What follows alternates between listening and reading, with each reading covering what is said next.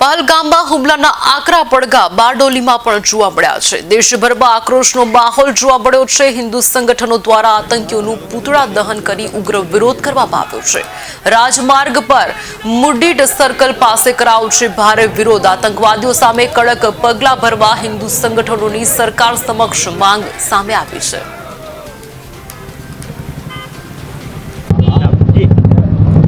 મારું નામ જયભાઈ પટેલ છે અને સુરત જિલ્લા બજરંગ સંયોજકની જવાબદારી નિભાવું છું।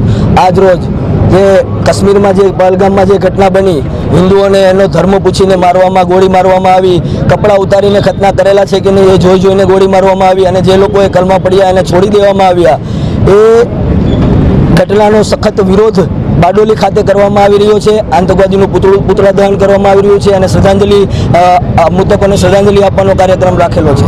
અને આજરોજ આપની ચેનલના માધ્યમથી સરકારશ્રીને એક વિનંતી કરવા માગીએ છીએ કે સર્જિકલ સ્ટ્રાઇક થવી જોઈએ, બદલો લેવાનો છે, ઈંટનો જવાબ પથ્થરથી દેવાનો છે। પાણી બંધ કરવાથી, વ્યવહાર બંધ કરવાથી, તાત્કાલિક પાકિસ્તાનીઓને અહીંથી પાકિસ્તાન પાછા મોકલવાથી કાંઈ નથી થવાનું। જ્યાં સુધી ઈંટનો જવાબ પથ્થરથી નહીં આપીએ ત્યાં સુધી આ લોકો આવા કૃત્ય કરતા જ રહેશે। અને હિન્દુ સમાજને એક વાત કહેવા માગું છું કે સંગઠિત રહો, જાતિવાદમાં વેચાવાનું ભૂલી જાઓ, પ્રાંતવાદ ભૂલી જાઓ, જાતિવાદ ભૂલી જાઓ અને હમ સબ હિન્દુ ભાઈ ભાઈ ના નારા સાથે સૌ સંગઠિત રહો।